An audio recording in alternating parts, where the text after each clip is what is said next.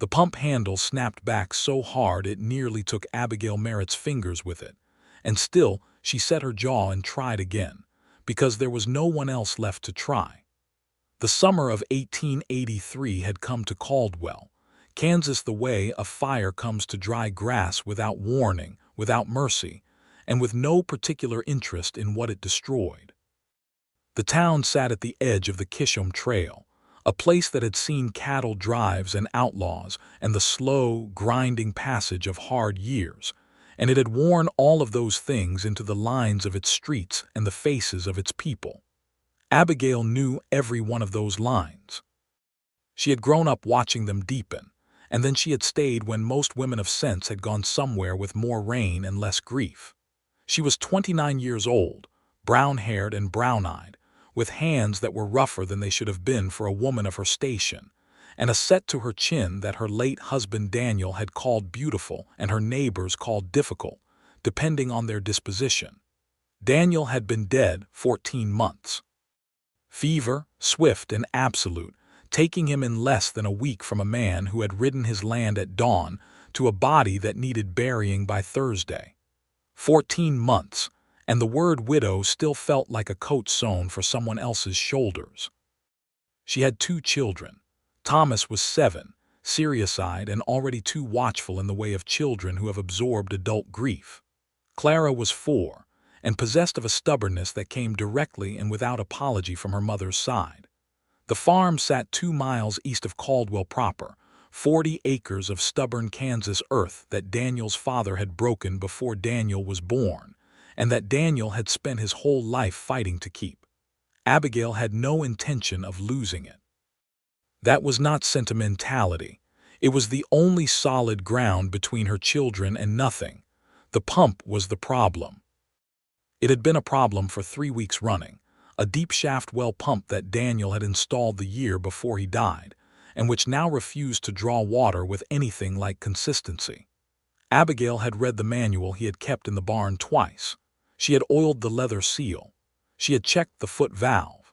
She had done everything the manual said to do, and the pump still wheezed and shuddered and threw the handle back at her like it was offended by her persistence.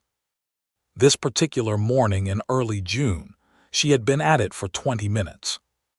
Her sleeves were rolled to the elbow, her hair pinned back in a practical knot that was losing the argument with the Kansas wind, and there was a streak of pump grease across her left forearm that she had not bothered to wipe because wiping it would require stopping, and she was not going to stop. The sound of hooves came from the road. She did not look up. She heard the horse slow, heard leather creak as someone shifted in the saddle, and still she did not look up because whoever it was could pass right along without her assistance. "You are going to strip that handle clean off." The voice was low and flat, the kind that had learned not to spend itself on unnecessary volume. A man's voice worn at the edges. "I am aware of the risk," Abigail said, still not looking. A pause, then, "Move aside, I will take a look at it." She looked up then. She had to because the combination of the tone and the instruction was one she had no patience for. The man on the horse was perhaps 35. Maybe a year or 2 either direction. It was difficult to place him precisely because the sun and trail dust had worked on his face in the way they worked on all men who spent their lives outside, compressing some features and weathering others until age became approximate. He was lean in the saddle, dark-haired beneath a battered gray hat with a sweat-stained brim, wearing a trail coat that had once been brown and was now the color of everything that had ever happened to him. His horse was a good horse, a dark bay gelding, well-muscled and steady, the kind that cost money or demanded earning, and the animal stood quietly on the road without being told. The man's eyes were gray. Not pale gray, but the specific gray of sky before a storm decides which way it wants to go. They were looking at her without any of the usual calculations men made when they looked at her, not pity, not interest, not the measuring look that meant they were tallying up what a widow with land might be worth in purely practical terms. He was looking at the pump. "No," Abigail said. He looked at her then. "No," she said again, because she had not been unclear the first time, but men frequently needed things stated twice. "It is primed wrong," he said. "The cylinder seal is pulled too high. If you keep wrenching on the handle like that, you will crack the cylinder housing, and then you will not have a pump at all." Abigail looked at the pump and then at him and felt the particular frustration of being told something accurate by someone she would have preferred to be wrong. "You can see that from the road," she said. "I can hear it," he said. "The pitch of the draw, it is sucking air past the seal instead of drawing water. It makes a particular sound." She had not noticed the sound as anything other than the general noise of a pump being difficult. She looked at him with new assessment. "You know pumps," she said. "I know some things," he said. "That is not a particularly illuminating answer." Something happened at the corner of his mouth. Not a smile, not quite, but the idea of one, the ghost of one, as though the relevant muscles had started the motion and then thought better of it from sheer unfamiliarity. "Move aside," he said again, "and I will show you what I know." "You said that already," she said, "and I said no already." And here she stepped back half a step and held out a hand toward the pump in a gesture that was not quite an invitation and not quite a challenge but contained elements of both. "You may look at it while I watch." He swung down from the horse with the ease of a man who had done that 10,000 times and whose body no longer needed to think about it. He tied the gelding loosely to the fence post, crossed the yard, and crouched beside the pump base without ceremony. He examined it with his hands as much as his eyes, fingers running along the pipe housing, tilting the handle to a specific angle, pressing at the cylinder cap with the heel of his palm in a deliberate, testing way. "There," he said. "Seal has slipped. It happens if the pump sits in cold nights and then heats too quickly in the day. The leather contracts, and then when it tries to draw it is not seating properly. What does it need? New seal done right." But for now, he reached into the chest pocket of his coat and produced, to Abigail's genuine surprise, a small tin of beeswax. He worked it around the cylinder housing with careful, practiced movements, reseating the leather with the flat of a tool he had produced from somewhere about his person, a thin, flat piece of metal hand-ground, the kind a man made himself for a specific purpose. It was not a standard tool. It was a personal one. He worked in silence. Abigail watched. Thomas appeared in the doorway of the house and watched too, with that solemn, hawk-eyed attention of his, not coming out but not retreating. After perhaps 10 minutes, the man straightened up, set his hands on his knees once and said, "Try it now. Easy strokes, not fast." Abigail stepped up to the pump. She took the handle and worked it with measured, steady strokes, the way one plays a long game rather than a short one. The pump shuddered once, complained in a different key than before, and then water came. Real, sustained water, drawing up through the pipe and flowing clear and steady into the trough below. She kept pumping until the trough was full. She did not say anything for a moment after she stopped. She was looking at the water, at its clean, running reality, at the fact that her stock would drink today, and her children would drink today, and the kitchen garden would drink today. Then she turned and looked at the man, who had stepped back and was watching the water with an expression she could not entirely read, something satisfied, perhaps, but quiet about it. Self-contained. The expression of a man who was accustomed to doing things and walking away from them without needing acknowledgement. She was going to give it anyway. "Thank you," she said. It came out plainly, without embellishment, which was the way she meant it. He nodded. "I am Abigail Merritt," she said. "This is my farm." "Ashford," he said. She waited for more. He did not offer more. She decided to extract it. "You are passing through Caldwell?" she asked. "Resting the horse," he said, then moving on. "Moving on where?" He looked at her. "Roper's Creek. There is a cattle operation that needs a hand." "Bill Hardin's outfit." He looked slightly surprised. "You know it." "I know everything within 40 miles of this farm," Abigail said. "I have been here my whole life." She paused. "Roper's Creek is 15 miles north. You are going in a slightly wrong direction if you are coming from the main trail. I cut east to avoid the Blankenship Ford. It floods this time of year." She nodded because that was true. That was the kind of knowledge that came from paying attention to the land rather than just passing over it. "Will you come in for water?" she asked. "For yourself. And I have coffee if you will drink road coffee." He hesitated. She could see it, the slight pause of a man who had taught himself to decline things, to not take up space or comfort or the hospitality of others. The hesitation of someone who had been solitary long enough that accepting kindness required a kind of muscular effort. "It is the least I can do," she said. "You fixed my pump." "I gave you 30 extra days on your pump," he said. "Maybe less. It needs a new seal." "I know." "I will get one. Come in for coffee." Thomas had retreated from the doorway when she said this, which meant he had gone to tell Clara, which meant Clara would appear at Abigail's knee within 30 seconds. She was correct. Clara materialized beside her before Roy Ashford had finished tying off his horse at the porch rail, 4 years old and fearless, looking up at the stranger with the frank appraisal of small children who have not yet learned to conceal their assessments. "You are very tall," Clara announced. Roy Ashford looked down at her. He blinked once. "That is something people say," he agreed, with a careful gravity that Abigail noted. "Clara," Abigail said, "let the man breathe." "I'm not stopping him breathing," Clara said with perfect logic. Something happened at Roy's mouth again. That same not-quite smile. Abigail led them all inside. The kitchen was clean and spare, the kind of space that shows a person's real character because it has no interest in performance. A good iron stove. A sturdy table with mismatched chairs, 2 adult and 2 child-sized. A shelf of practical things: flour, salt, dried beans, a jar of sorghum. A windowsill with 2 blue canning jars holding dried wildflowers, which was the single concession to decoration, and which had been there since before Daniel died, and which Abigail had not removed because removing them would have required making a decision about them. Roy sat at the table when she indicated the chair. He took off his hat and held it in his hands, then set it on the edge of the table when she moved toward the stove. Thomas came and stood in the doorway to the back room, watching Roy with the measuring look of a boy who has recently lost his father and is making constant, unconscious inventory of the men who appear near his mother. Roy looked at Thomas. He did not perform friendliness.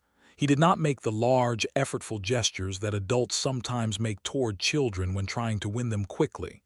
"You are the man of the house," Roy said. It was not a question and it was not condescending. It was a simple recognition. Thomas blinked. "Yes," he said after a moment. "That is a lot to carry," Roy said. Thomas said nothing. But he came into the room and sat in one of the chairs, which was more than he had done with most of the men who had passed through since Daniel's death. Abigail kept her back to this exchange. She made coffee in the battered percolator, ground from the tin of beans she stretched as far as she reasonably could, and she listened to the silence in the room, which was a specific, not uncomfortable kind of silence. She poured 3 cups, gave Thomas his with extra milk and a small portion of sweetness because he was 7 and she was his mother. She sat down across from Roy Ashford and they drank coffee in the morning light coming through the kitchen window. And Abigail thought about how strange it was that she was not more uncomfortable with this stranger at her table, and decided the reason was that he was not trying to be anything particular. Most men who sat at her table these days tried to be something sympathetic, helpful, interested in the land, interested in her, interested in what she represented, which was a farm without a man attached to it. Roy Ashford appeared to simply be sitting at a table drinking coffee, which was all she had offered him. "Do you know pumps because you work the cattle drives?" she asked. "Partly," he said. "I grew up on a farm, different state, Nebraska originally." "Family?" A pause. "No family now." She did not press that. She understood what it meant to say no family now in a tone like that. It meant there had been family, and the subject of what had happened to them was not one that would be opened at a first meeting over a borrowed cup of coffee. "How long have you been working the drives?" she asked. 8 years, he said. "Give or take." She calculated. 8 years of driving cattle, before which there had been a farm and a family in Nebraska that was no longer there. She did not know the shape of his history, but she could see its outline in the way he held himself. Not wounded, exactly, but careful. The way a bone that has healed wrong is always careful about the specific angles it can take. "Roper's Creek is Bill Hardin's operation," she said. He is a fair man, rough around the edges, but he pays what he says he will pay, and he does not ask his hands to do things that are not in the agreement. You know him well. My husband worked a drive for him years ago, before Thomas was born, before Clara. He speaks well of Hardin." She had said it in the present tense and caught it a half-beat too late and amended nothing, because she had learned that corrections were sometimes more painful than the slip itself, and Roy Ashford seemed like a man who would understand without being told. He did. He nodded once, in the way of someone who has already understood and is indicating so without making anything of it. "I should get back on the road," he said. He had finished his coffee. He set the cup down with the deliberate precision of someone who has spent years not leaving messes in other people's spaces. "The horse could use another half-hour's rest," Abigail said. "The heat is already up and Roper's Creek is 15 miles. It was true, but she was also aware that she was extending the conversation, and she was mildly interested in her own reasons for doing so. He was not what she had been looking for in a morning that had started with a broken pump and a rising frustration. He had simply arrived, competent and plain-spoken and careful, and the kitchen felt different with him in it. Not uncomfortable different, but different in a way she was noting. He stayed the half hour. Thomas, encouraged by something he had apparently decided in his own interior about this particular man, asked him about the cattle drives, what it was like to move several hundred head of cattle across open country, what the horses were for, how you stopped a herd from scattering at night. Roy answered all of it honestly, without simplifying in a way that would have been condescending, and without the forced enthusiasm of an adult performing interest for a child. "Are there Indians on the trail?" Thomas asked. Roy was quiet for a moment. "There are people whose land the trail crosses," he said carefully. "The Comanche and the Kiowa and others. The government has done a great many wrong things to those people, and most of what you hear in town about them is not the full truth. The full truth is more complicated and more shameful on the government's part." Abigail looked at him. It was not the answer most men gave in 1883 Kansas. He met her eyes briefly, then looked back at Thomas. "What I have found," Roy said, "is that if you behave with respect, you are mostly received with it. That is a general principle, not just about one group of people." "Papa said something like that," Thomas said. "Your papa was right," Roy said, and stood up from the table. At the door, Roy put his hat back on. He looked at Abigail in the doorway, and the sunlight was coming full in the east, and it made her squint slightly, and he was looking at her in that direct, unembellished way he had, and she became aware with some surprise, because she had not expected to be aware of such things, that he was, beneath the trail dust and the worn coat and the approximated age, a man of considerable quiet appeal. "The pump seal," he said. "Hartwell's store in Caldwell carries them. It is a number 4 leather cylinder seal. Tell him the depth of your shaft and he will know which one." "I know where Hartwell's is," she said. "I have been buying my supplies there for 11 years. "Of course you have," he said. And then this was the thing she remembered afterward. He laughed. Not loudly. Not the way men laugh when they are performing amusement. It was short and real and low, and it seemed to surprise him as much as it surprised her. It reached his eyes. It changed his whole face briefly into something warmer and younger than he generally presented, and then it subsided, and he looked slightly as though he was not entirely sure what had happened. "I will be going," he said. "Safe travels, Roy Ashford," she said. She watched him mount his horse, which he did in one practiced motion. He touched the brim of his hat, not a tip, just a touch, a small acknowledgement, and rode out of her yard and back onto the road north toward Roper's Creek. Abigail stood in the doorway for a moment after he had gone, with the sound of the working pump behind her and the smell of morning and coffee on the air, and thought that was a strange and particular morning.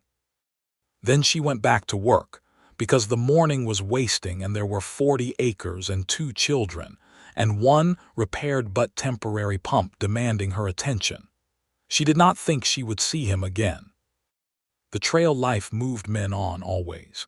They came through and were gone, and the land stayed. She thought about the laugh just once in the evening when the children were asleep, the surprise in it, the rusty, unused quality of it, the way it had emerged as though it had been waiting somewhere and had simply found an unexpected exit.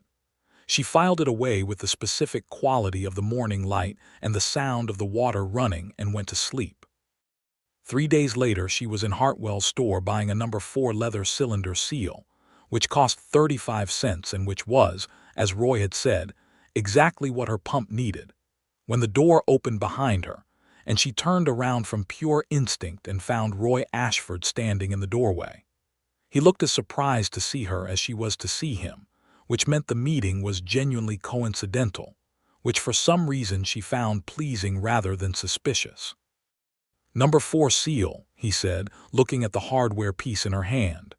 "You were right about the size," she said. "I usually am about pumps," he said, without any particular pride in it. He moved past her to the counter with easy courtesy, giving her space. "I thought you were at Roper's Creek," she said. "Hardin does not need a man until the second week of the month," he said. "I am staying at the boarding house on Clover Street until then." This information rearranged Abigail's sense of the geography of the next 10 days in a way she chose not to examine immediately. "Are you finding Caldwell adequate?" she asked. "It has a boarding house and a hardware store," he said. "I do not need much more." She laughed at that. The same kind of laugh he had made short and real, found rather than manufactured. He looked at her when she laughed, and the expression he wore was careful and warm. Two things she would not have predicted could coexist in the same face until this moment. She finished her transaction with Jonas Hartwell, who was watching them both over his spectacles with the alert attention of a man who makes most of his entertainment from the drama of other people's lives. She collected her seal and her other sundries and moved toward the door. "Mrs. Merritt," Roy said. She turned.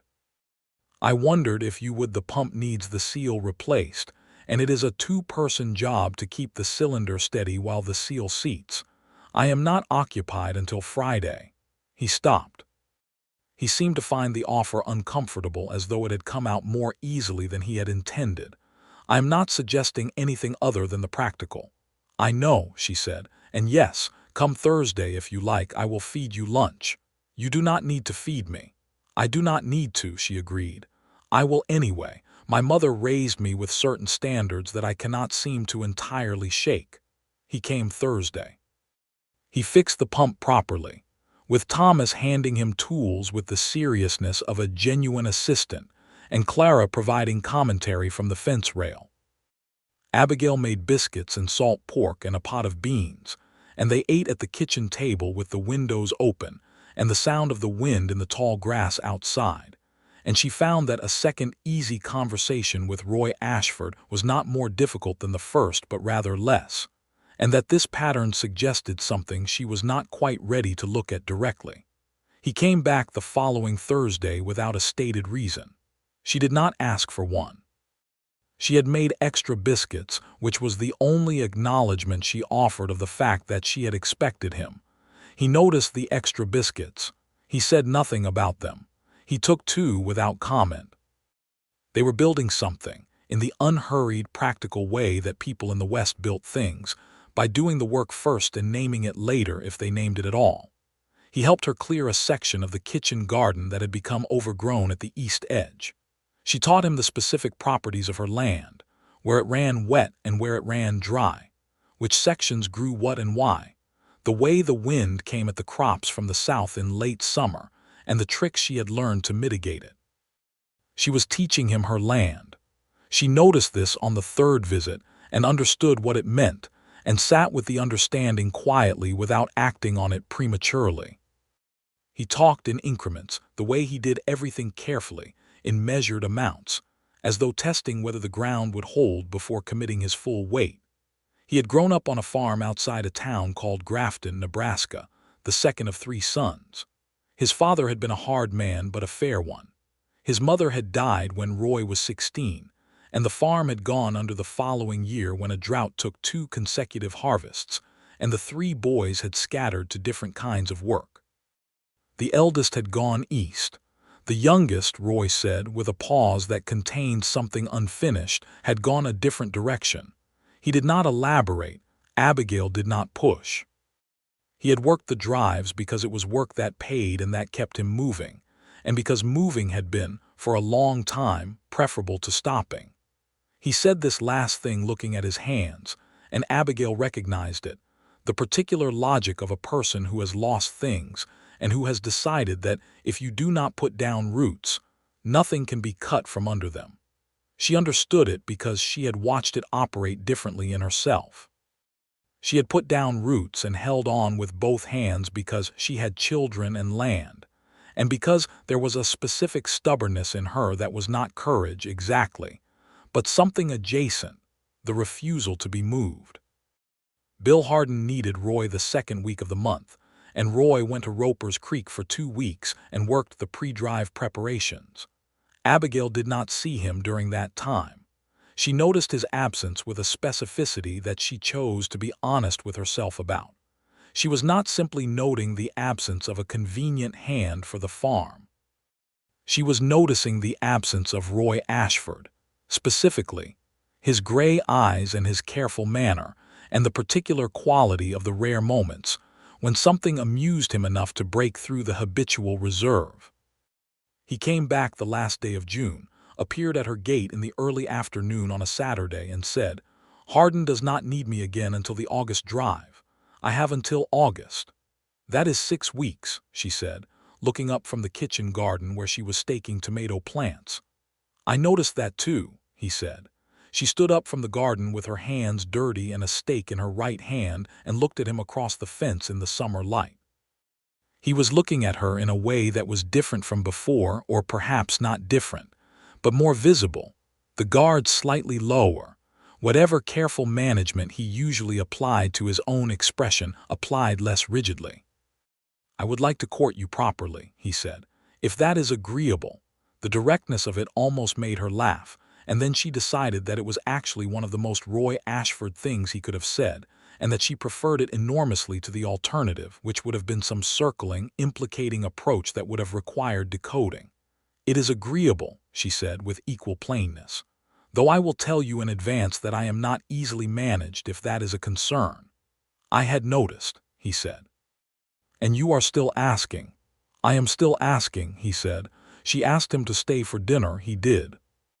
Thomas and Clara had both, by this point, incorporated Roy Ashford into their understanding of the regular world in the way that children incorporate reliable things without ceremony, as simply part of what was true. Thomas showed Roy a rock collection he kept in a cigar box under his bed. Clara, who had opinions about everything, had decided Roy's hat was too serious and had attempted twice to put wildflowers in the band, which Roy had permitted with a patience that Abigail found somewhat devastating to observe. Courtship in Caldwell, Kansas in 1883 looked different from courtship in more settled places. There were no grand parlors or formal calling hours. What there was instead was the texture of shared daily life, Roy appearing on Tuesday mornings to help with the heavier work, staying for meals, taking Thomas fishing once at the creek that ran along the property's south edge, Abigail riding into town occasionally and stopping at the boarding house to collect him for the drive back, and the 20 minutes of that drive being conversation and comfortable silence in roughly equal measure. He brought her things occasionally, small practical things, a new length of rope for the barn, a book he had seen at the general store and thought she would read, a handful of peppermint sticks for the children. He was not a romantic in the conventional sense. He did not write poetry or make speeches. What he was present and consistent and genuinely attentive, and Abigail, who had lived enough of life to know the difference between performance and substance, valued the latter considerably more than the former. He kissed her for the first time on the 3rd evening in July. They were on the porch after the children were in bed, the air still holding the heat of the day but a wind coming up from the south, and they had been talking about nothing in particular. The cattle prices at the Caldwell stockyards, whether Thomas was ready for a second-grade reader, the particular quality of Kansas summer evenings that was both oppressive and, in the right mood, beautiful. He had turned to look at her and she had turned to look at him at the same moment, and the distance between them was small because the porch bench was small, and he reached up and touched her face with one hand, the rough, careful touch of someone handling something they are aware they could damage, and kissed her. It was brief and quiet, and she could feel the steadiness of him in it, the deliberateness, and when he pulled back she was aware that her heart was doing something it had not done in a considerable time, and that she was not disposed to be alarmed by it. "I have been thinking about doing that since the morning with the pump," he said. "That was the 5th of June, she said. "I am aware of that," he said. "I'm a patient man." "Or a cautious one," she said. "Both," he said, "when necessary." She took his hand, which was resting on the bench between them, and held it, and they sat on the porch in the dark with the cicadas going and the wind in the grass, and neither of them needed to say anything else about it that night. July deepened. The heat became serious, the kind that makes the air above the road shimmer and that dries the creek down to a shallow trickle and makes the cattle irritable and the crops uncertain. Abigail checked her kitchen garden twice daily, and Roy helped carry water from the pump when the ground around the plants threatened to crack. They worked well together in the practical sense, which Abigail had come to believe was one of the most important senses. They did not get in each other's way. They read the same task without always needing to discuss it. He deferred to her knowledge of her own land, and she accepted his experience with mechanical and livestock matters without pride getting in the road. There was a dance at the Caldwell Grange Hall in the 3rd week of July. Abigail had not attended a dance since before Daniel died. She went with Roy and took the children, who lasted until 9 o'clock before fatigue and the novelty of the music combined into Clara falling asleep against Roy's shoulder with her fist curled in his coat lapel, and Thomas leaning against the wall with the heavy eyes of someone fighting sleep out of pure stubbornness. Roy carried Clara to the wagon with the careful, practiced ease of someone who had either grown up with small children or had a natural aptitude that Abigail found herself watching with a quality she recognized as something close to longing. They danced once, she and Roy, while a neighbor woman minded the sleeping children. The fiddle was enthusiastic if not technically precise, and the floor was rough, and Roy danced the way he did most things without performance, attentive to his partner, guiding with a steady, light hand at her back.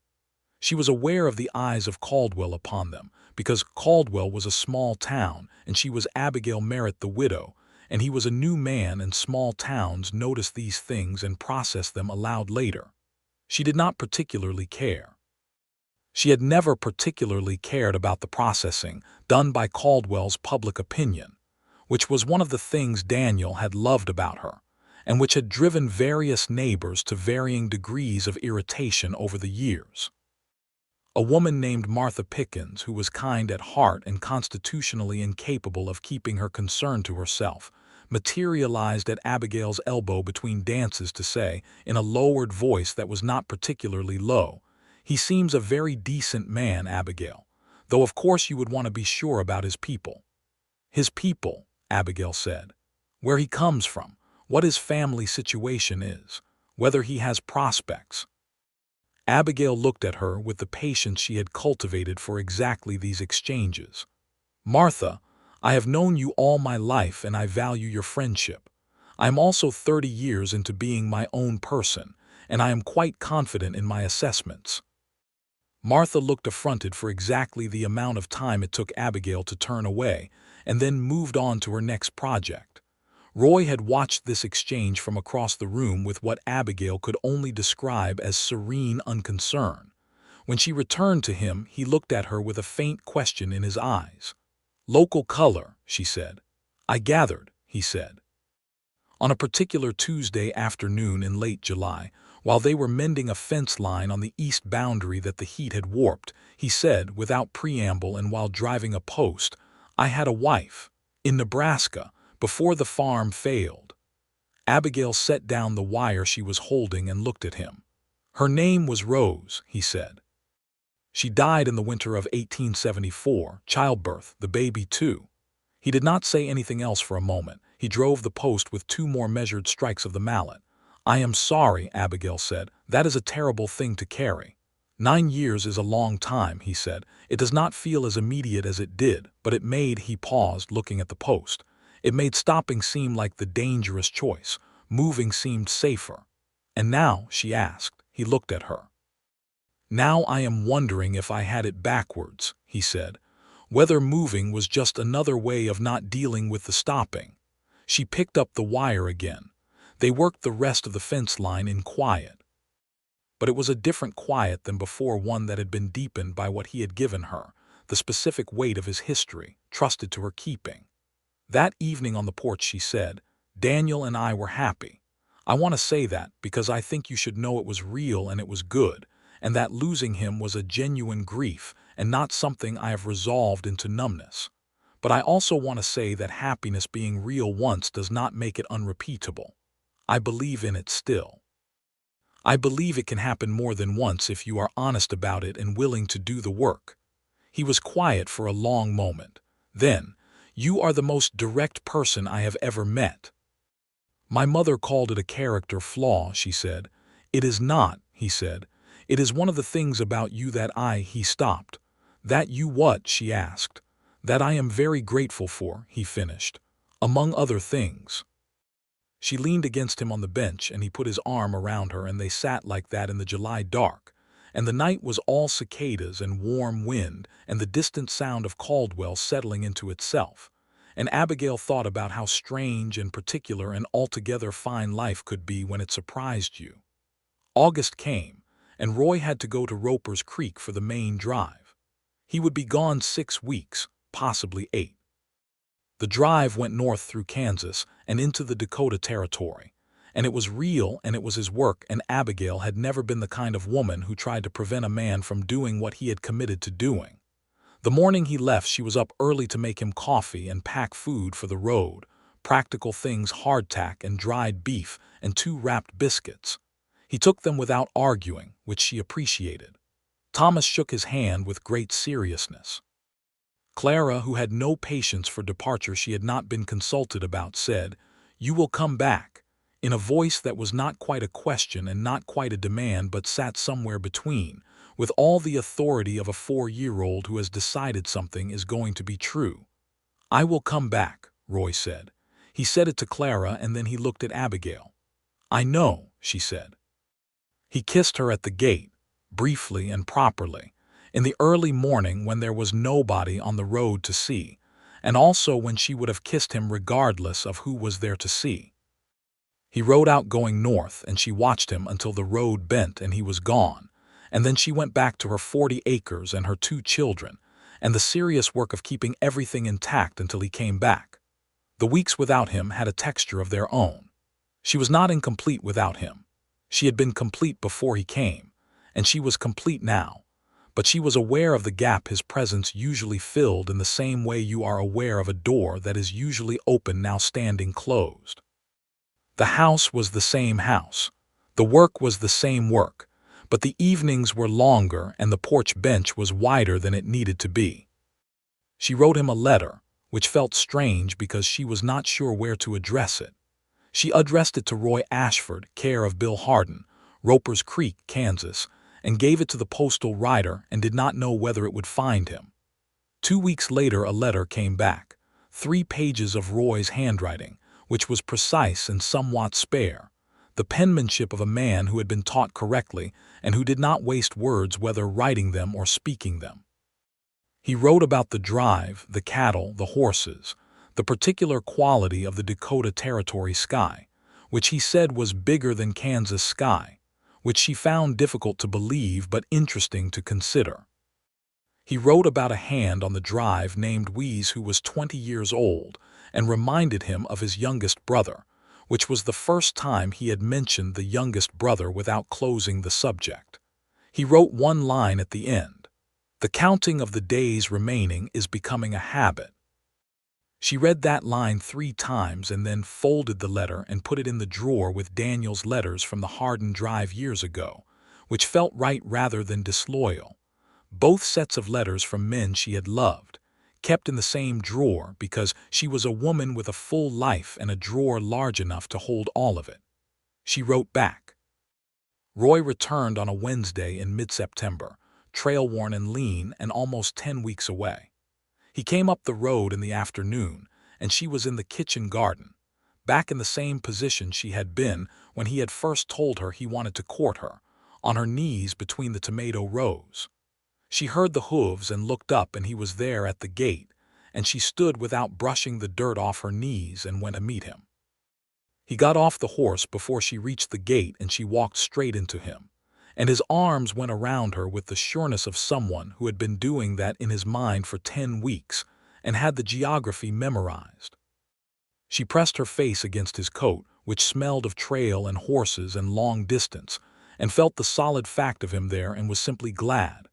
"You are back," she said into his coat. "I am back," he said into her hair.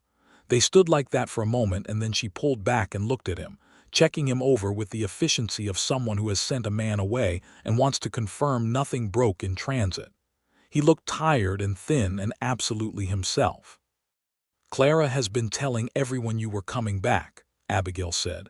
"I want you to know she considered this to be entirely her own doing." Roy laughed. It was the full laugh this time, not the short tentative version but the real one, warm and genuine, and she found she was smiling as wide as she had smiled in years.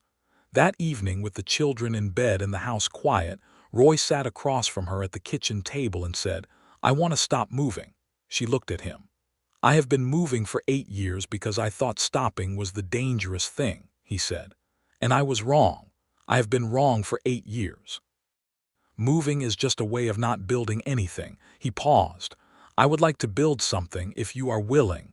"What kind of something?" she said, though she knew. "The kind that starts with a question I am about to ask," he said. "Then ask it."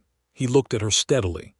"Abigail Merritt, will you marry me?" She looked back at him for a moment. She thought about all the things that had led here, the broken pump, the Tuesday mornings, the fence line and the dance and the letters and the porch bench and the particular texture of the weeks without him, and the 14 months of widowhood before that, and the years with Daniel that had been real and good, and all of it, having brought her to this kitchen table in September of 1883, looking at this man who had stopped moving. "Yes," she said, "I will." He exhaled, and she could see in it how much he had been holding in anticipation of a possible different answer, and the relief in his face was something she wanted to memorize. He reached across the table and took her hand, and she turned her hand over and held his, and they sat that way for a long time in the quiet kitchen with the wind outside and the lamp burning low. They were married in October, in the small Methodist church on Caldwell's Main Street, on a Saturday morning when the weather had turned, and the air had that particular plains autumn quality of sharp and brilliant, and too beautiful to entirely trust. Reverend Malone performed the service. Martha Pickens cried, which was predictable. Jonas Hartwell from the hardware store sat in the third pew looking satisfied, as though the fact that he had witnessed the beginnings of their acquaintance at his store counter had made him in some way responsible for the outcome. Thomas stood beside Roy during the ceremony, which had not been planned but which Roy had suggested privately, telling Abigail that Thomas needed to feel included rather than simply observed.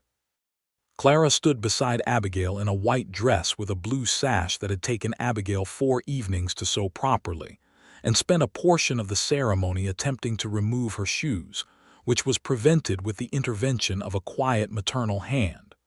Roy said his vows with the same directness he applied to everything, looking at Abigail, not at the Reverend. She said hers the same way. When the Reverend announced that Roy might kiss his bride, Roy stepped forward and kissed her properly, with his hands holding her face on either side and his full, deliberate attention upon it, and the assembled 40-some residents of Caldwell responded with applause that was warm and genuine and completely appropriate. They had a celebration at the Grange Hall. Bill Harden came down from Roper's Creek and shook Roy's hand and told Abigail that her husband was the best hand he had ever employed on a drive, which was high praise from Hardin, who was not given to it. The fiddle player from the July dance was there again and was, this time, somewhat more technically accurate. Roy danced with her twice, and once with Clara, who stood on his boots and directed the whole enterprise from that vantage point. After, they went home, to Abigail's farm, which was now their farm, because Roy had never had a place to put his things and Abigail had 40 acres that needed another pair of committed hands. He had stayed at the boarding house through September and into October until the wedding, and it had been a respectable arrangement. Now he put his saddlebags in the corner of the bedroom and hung his coat on the hook by the door and set his hat on the shelf above it, and the small adjustments of his presence in the house settled into place like furniture that had always been meant to be there.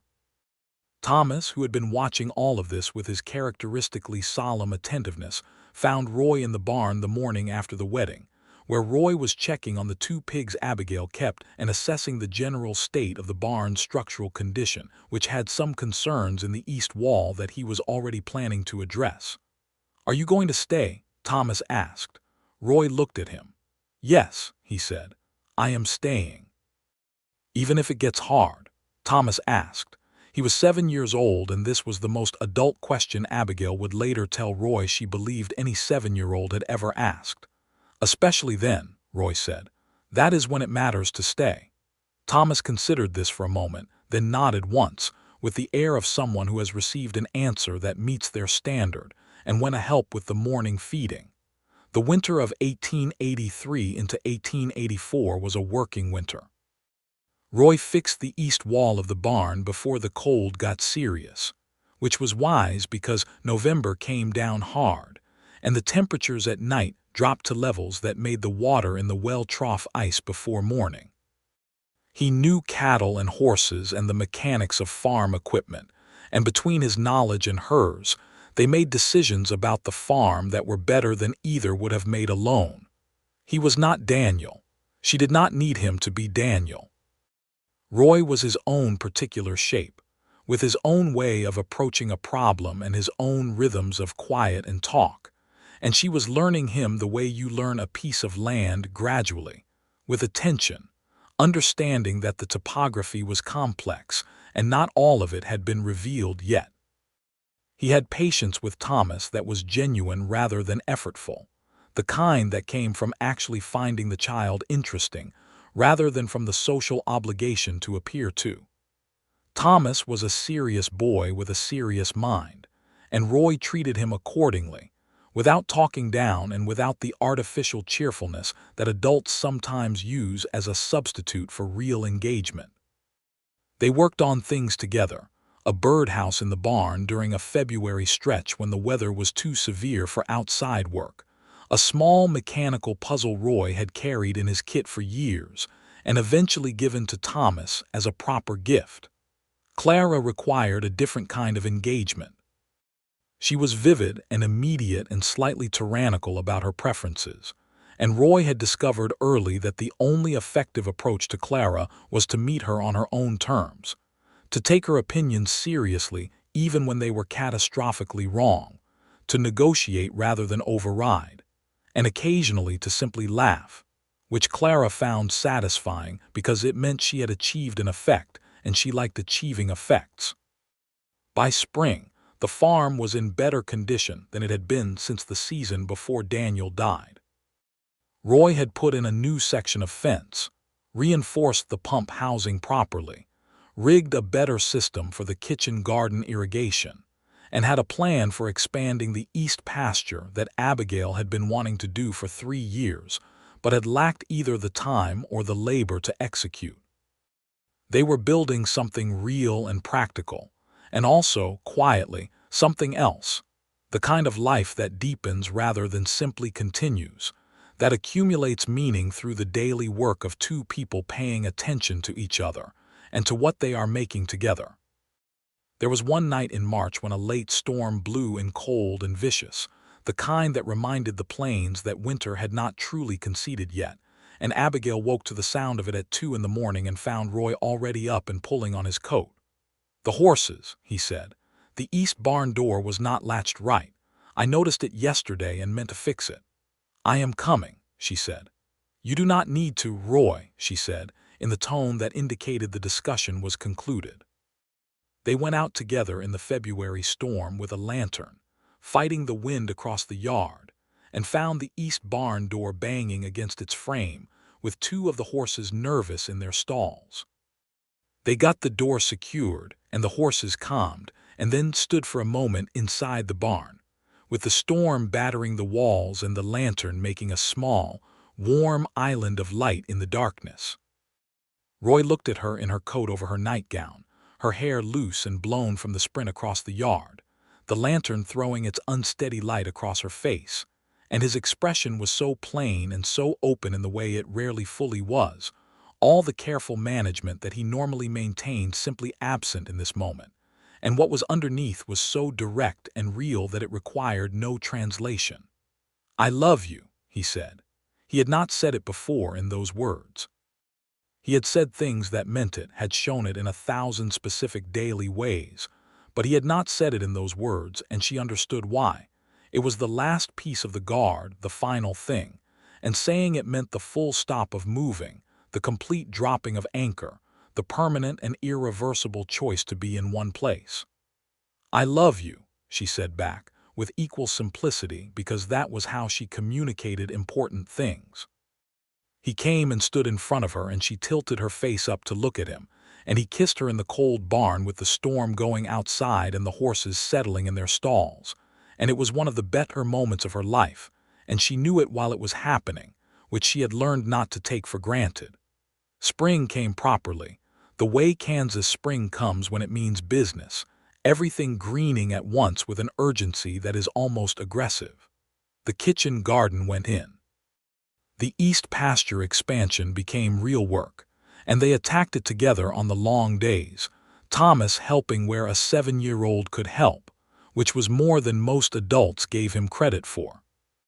Caldwell had accepted Roy into the fabric of the town with the pragmatic efficiency it applied to useful people who caused no trouble.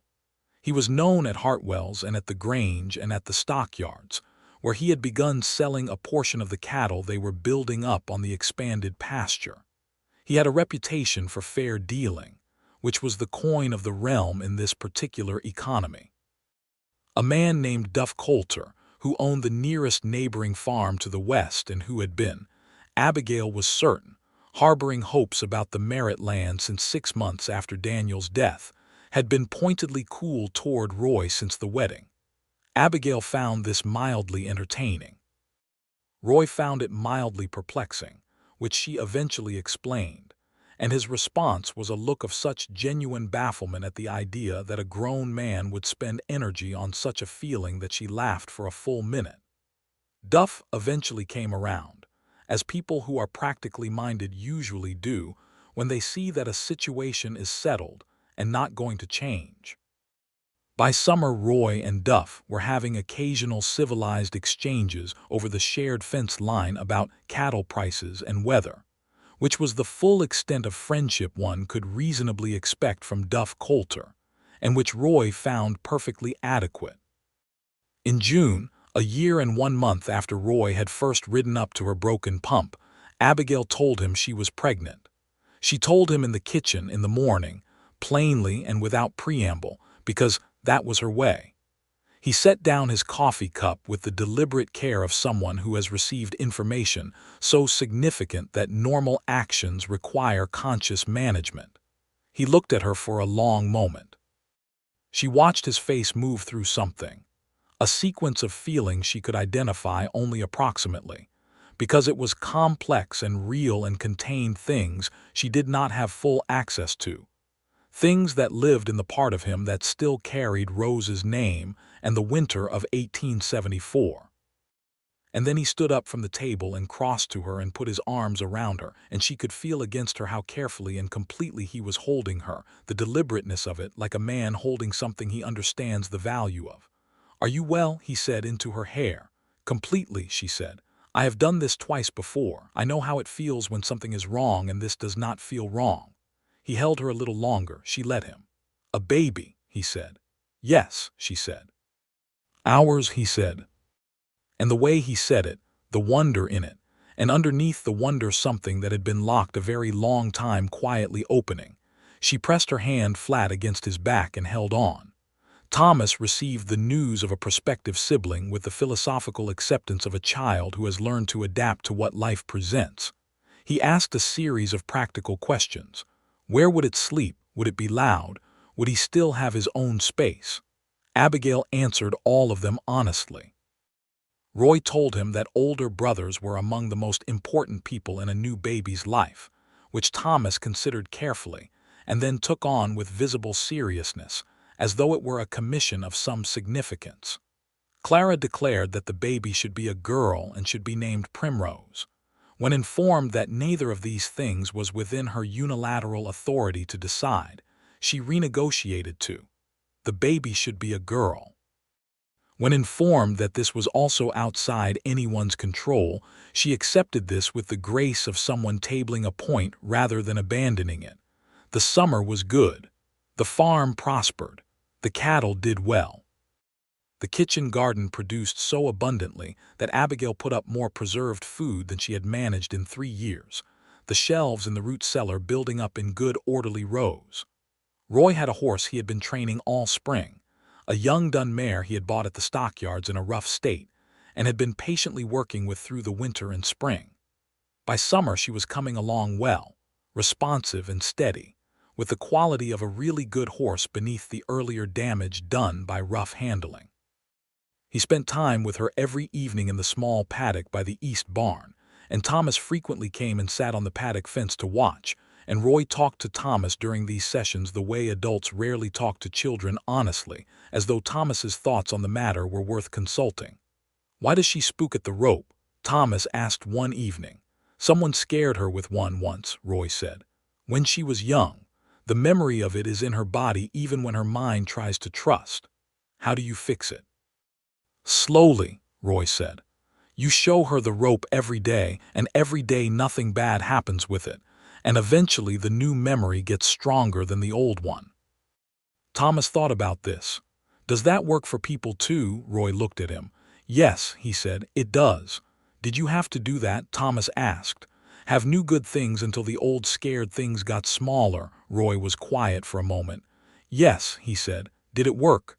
"It is working," Roy said. Thomas appeared satisfied. He watched the mare move around the paddock for another few minutes, then climbed off the fence and went in for supper. 7 years old, and carrying information he would process in his own time in his own particular way. October came, and with it the anniversary of their wedding, and Roy found a good piece of silver at the jeweler's in Caldwell that fit Abigail's hand, a ring with a small turquoise setting, the stone coming from New Mexico territory and the color of certain distant sky, and she wore it alongside the plain gold band that was already there, and the two sat together on her hand without argument, which seemed right. On a Tuesday evening in late October, Abigail's neighbor Sarah Hobbs came to stay at the farm as she had agreed to do when Abigail's time came, and the following Wednesday morning in the particular thin gray light before dawn, their son was born.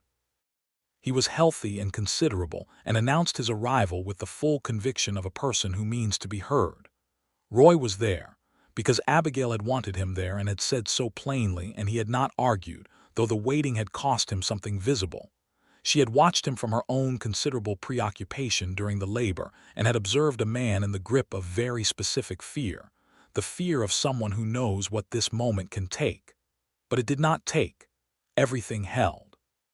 Sarah Hobbs, who had brought a good portion of Caldwell's population into the world, declared everything satisfactory in a businesslike way that was more reassuring than effusive praise would have been.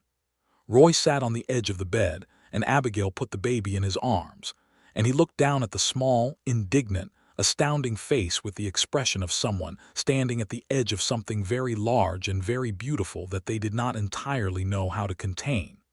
"What is his name?" Sarah asked. Abigail looked at Roy. "We had talked about Daniel for the middle," Roy said quietly, "for what Daniel built and what he meant to this family." Abigail's throat tightened with a specific feeling that was not grief exactly, but something alongside it, the recognition of Roy's understanding of her full history, of his willingness to carry the things that had shaped her without demanding she set them down. "James Daniel Ashford," she said. "James after Roy's father." Roy nodded. He looked down at James Daniel, and the expression on his face was the most open she had ever seen him, stripped of every layer of careful management. Just the fact of him, Roy Ashford, who had been moving for 8 years and had stopped moving, holding his son in the house he was rebuilding with his hands. Thomas appeared in the doorway. He had been allowed to wait in the kitchen, which he had done with impressive discipline for a 7-year-old. "You have a brother," Abigail told him. Thomas came forward and looked at the baby with the careful attention he gave everything significant. "He is very red," he observed. "That is normal," Abigail said. "He looks like he is angry about something." "Also normal," Roy said. Thomas nodded. He studied his brother for another moment, then looked up at Roy. "I will teach him things," he said. "When he is old enough."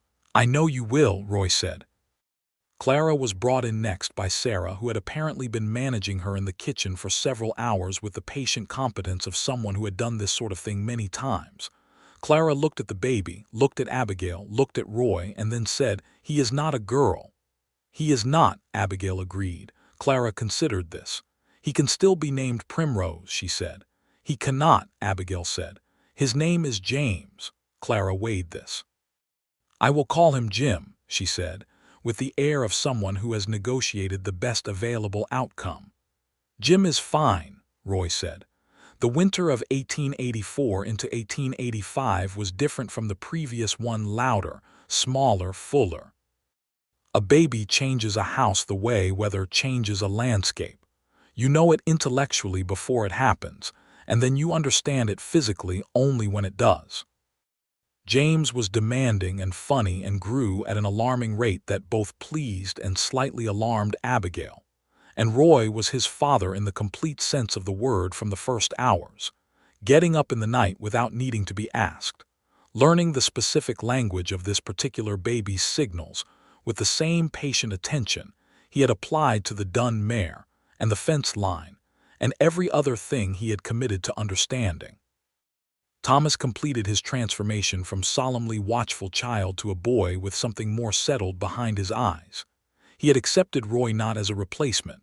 Roy had never offered himself as one, had been careful about that from the beginning, but as an addition, a new and specific thing in his life that had its own value and its own weight and did not require comparison to anything else. He called Roy by his name still, not father, and Roy did not ask for it or press toward it. What they had was real and did not need a label to hold. The dun mare was fully settled by spring. Roy sold her to a rancher in the county west of Caldwell for a price that was fair, and that funded a new section of fencing and a replacement for the aging plow. Thomas was present for the sale and took evident pride in the mare's performance and in the fact that he had watched every stage of her becoming the horse she now was. In the spring of 1885, Roy and Abigail decided together to expand the cattle operation more significantly. There was a parcel of land adjacent to the east pasture that had been sitting empty since a family named Burke had moved on 2 years ago, and the price was right if they moved quickly. They did move quickly. Roy rode to Caldwell and completed the transaction with a decisiveness that came from a man who has stopped hedging against the idea of permanence. They were, by the measures of Caldwell and the surrounding county, a prosperous farm. Not wealthy. Wealth was a different country, but solid, the kind of solid that can withstand the bad years that the plains always eventually delivers. Abigail had been working toward this since before Daniel died, and now with Roy's labor and judgment alongside hers, it felt like something that would hold. Bill Harden came to the farm that spring to discuss a proposal. He was building out a second cattle operation and wanted Roy to act as his local agent in the county, a position that would involve some travel and some negotiation, but that was primarily land-based rather than trail-based. Roy talked it over with Abigail at the kitchen table, which was where they made all their real decisions. The kitchen table with coffee, in the morning when they were both clear-headed. "It is good money," Roy said. "And it keeps me largely local, a few days away here and there." "I am not concerned about the few days," Abigail said. "I managed this farm for 14 months by myself. I can manage it for a few days." "I know you can," he said. "I am asking what you think about the proposal, whether it is the right direction." She looked at him. This was the thing she had not had to explain to him, that she needed to be consulted, not informed, that her opinion was part of the equation. She had not had to explain it because he had arrived already knowing it, already treating her judgment as a resource rather than an obstacle. "I think it is the right direction," she said. "Hardin is a fair man. The cattle business is growing faster than the trail drives, and being on the land side of it rather than the trail side is better for what we are building here." "That is what I think too," he said. "Then it is settled," she said. He agreed with Hardin the following week. The summer of 1885 brought Clara to school age, which she approached with enthusiasm and a personality that Abigail suspected was going to make Miss Dalton's school days considerably more eventful. Thomas was in his 3rd year and had become an excellent student, with a particular interest in geography and mathematics that Roy encouraged with maps, and with the kind of patient explanation that Thomas's mind required, thorough and honest, without condescension, treating every question as worth the full answer. James was 8 months old and had discovered the ability to move purposefully toward things, which created a new and constant operational dimension in the house. He was a sunny child, broadly content, with Roy's gray eyes and Abigail's brown hair, and a laugh that arrived easily and stayed long. Roy's face when James laughed was something Abigail sometimes watched when Roy was not aware of being watched, the clean, uncomplicated happiness in it, the love in it, the thing that had been locked in him for years and that had been patiently, honestly opened. On an evening in September, sitting on the porch with James in her lap and Roy beside her, and the sound of Thomas's voice carrying from inside the house where he was reading aloud to Clara, who had not yet mastered her letters and submitted to being read to with royal condescension, Abigail thought about the morning 2 years ago when the pump handle had almost taken her fingers off. She thought about the sound of hooves coming from the road, the voice she had not looked up for. "Move aside." No. The laugh that had surprised him as much as it had surprised her, the laugh that had sounded like something finding its way out of a long enclosure. She thought about what they had built from that morning, not because of a broken pump, but because of the specific combination of stubbornness and honesty and willingness that both of them had brought to the encounter and to everyone that followed. "You are thinking," Roy said. "I am always thinking," she said. "You are thinking about something specific," he said. He had learned to read her in the same way she had learned to read him, through the particular quality of her silence, the way she held her shoulders, the small signals that only someone who had been paying close attention for long enough would know to read. "I am thinking about the pump," she said. He was quiet for a moment. Then he made a sound low and warm and real, and she looked at him and he was smiling, the full, genuine smile that was still, even now, something she looked forward to every time it arrived. "What?" she said. "I thought about that morning for weeks afterward," he said. "On the drive north that August. When I was counting the days to get back, I thought about it. The pump in your sleeves rolled up and the look you gave me when I said move aside. You were very confident for a stranger," she said. "You were very certain for a woman whose pump was not working," he said. "My pump was not working because of a mechanical fault, not because of a failure of will," she said. "I know," he said. That was clear from the first moment. She looked at him. James had fallen asleep in her lap, heavy and warm and completely uninterested in the adult world happening above him. The evening was mild and the land was settling into its autumn version, the quality of light changing, the heat beginning its seasonal release. "I am glad you rode up," she said. "I am glad you said no," he said. If you had moved aside, I would have fixed the pump and kept riding, and that would have been the end of it." "You would have laughed and kept riding," she said. "Would I have laughed?" he said. "You laughed," she said. "The first time when I would not move." He was quiet. "Yes," he said, "I did." "You had not laughed in a while," she said. It was not a question.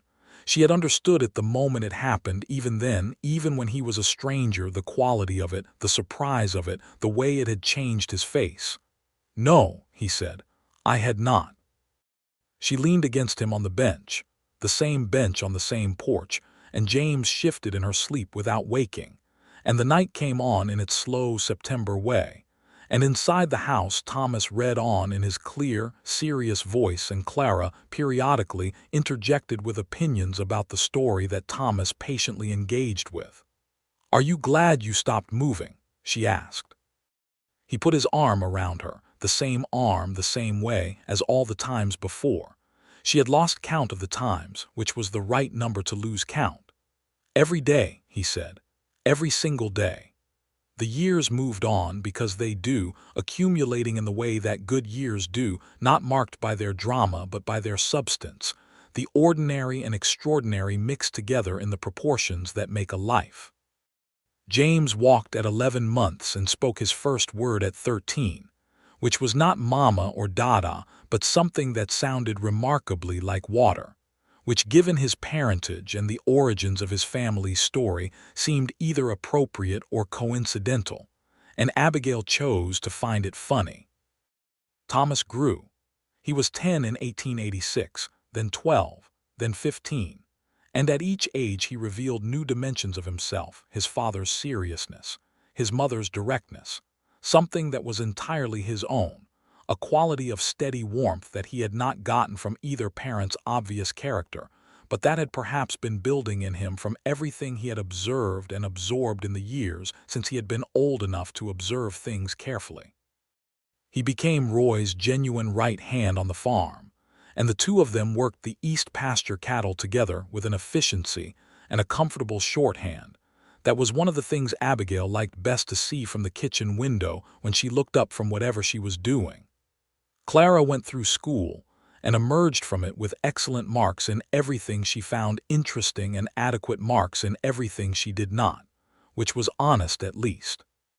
She was 14 and impossible and magnificent, and Roy handled her adolescent phases with the same patient, unflappable approach he had brought to the dun mare, meeting her where she was, not requiring her to be different, simply being steady until the storm passed. Abigail handled her adolescent phases with somewhat less equanimity because they were more similar in character, and the friction of similar characters is occasionally productive and occasionally spectacular. Roy, on those occasions, found reasons to be in the barn.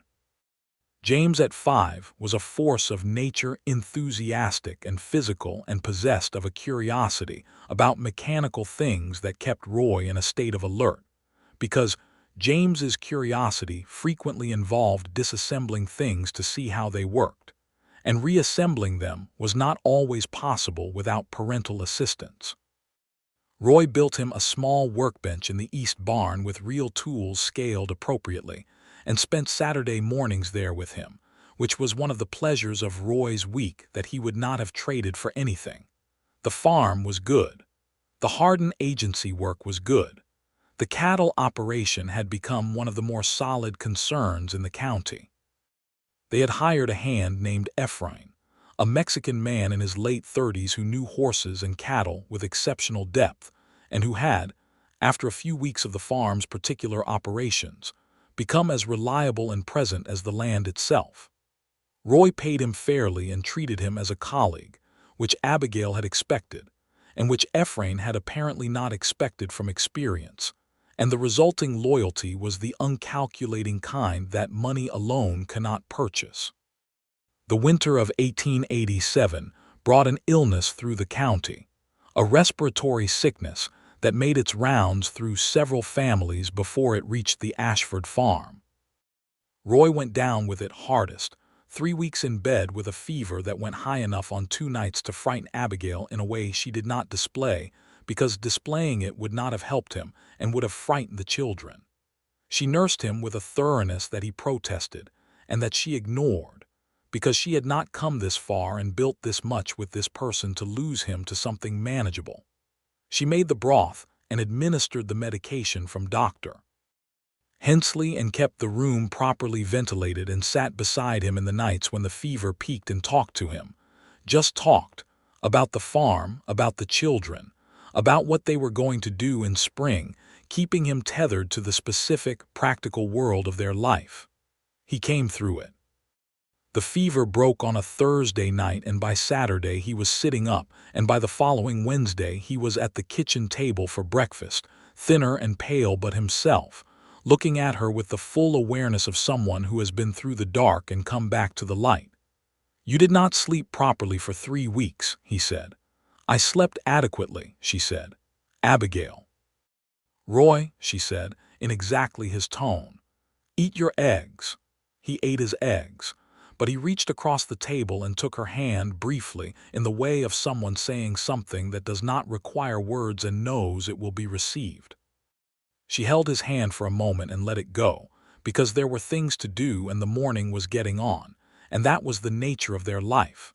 The tenderness lived inside the work, the love expressed through the daily choosing of each other, the specific miracle of two people who had each known loss and had chosen to build anyway. In the spring of 1888, a letter came from Nebraska. Roy read it at the kitchen table and then sat very still for a long time. Abigail let him sit. "It is from my brother," he said. "Matthew, the youngest." She waited. "He is in Omaha," Roy said. "He has been there 4 years. He has done well. He has a wife and a child." He paused. "He wants to know if I am alive and where I am." Abigail looked at him carefully. "You have not been in contact." "I could not find him after we scattered," Roy said. "And then time passed and I did not know if he wanted to be found." "He is looking for you," she said. "That answers the question." Roy looked at the letter for another moment, then he looked at her. The expression on his face was something she had not seen before, not the grief version of him, not the guarded version, but something rawer and more surprised, the face of someone receiving something they had stopped hoping for. "Write him back," she said. "Yes," he said. He wrote that day. The reply came 3 weeks later. The exchange that followed over the subsequent months was the careful, tentative rebuilding of a bridge between two people who had been separated long enough that they needed to relearn each other's dimensions. Abigail read the letters Roy showed her and contributed thoughts when asked and gave him space when space was what was needed, because she understood this process, the slow, necessary work of recovering a relationship that distance and time had not destroyed but had certainly covered over. By summer, Roy had proposed that Matthew and his family come to visit. Matthew wrote that they would come in September. They came on a Thursday in early September. Matthew Ashford and his wife Ruth and their 3-year-old daughter Me, arriving by the stage and then by hired conveyance from Caldwell to the farm. Abigail had made the house ready and the guest room aired and a proper supper, and she stood at the gate with Roy and James on her hip and Thomas and Clara flanking her, waiting. When the conveyance came up the road and stopped, and Matthew Ashford climbed down, Roy went still for a moment in the way of someone receiving something in a single visual instant. Abigail could see the resemblance. Matthew was younger, lighter in coloring, less weathered, but the shape of him was recognizably the same family, the same proportions, the same quality of face. Roy crossed the yard and his brother crossed the yard toward him, and they met in the middle and embraced in the brief, forceful way of men from that time and place who are expressing a great deal that they would not speak aloud. And Abigail watched this from the gate with James warm on her hip, and thought about what it meant that Roy had found his way here, to this farm, to this family, to his brother restored to him, from all the moving years that had preceded it. She thought about the pump. She always came back to the pump, and the morning, and the hand that had refused to step aside. Matthew and Ruth stayed a week. It was a good week, the particular richness of strangers who are not quite strangers, of people who share blood with someone you love, and who you are therefore watching with specific interest and warmth. Ruth was a straightforward, capable woman from Iowa who met Abigail's directness with her own version of it, and they liked each other without ceremony by the second day. Matthew told stories about Roy as a boy in Nebraska that Roy endured with patient resignation, and the children received with delight. Me, 3 years old, fell entirely under James's 5-year-old influence, and followed him around the farm with absolute devotion for a week. When they left, Roy stood at the gate and watched the conveyance until it turned onto the main road, and then he stood there a moment longer. Abigail came and stood beside him. "He looks well," Roy said. "He does," she agreed. "They both do." "He is happy," Roy said.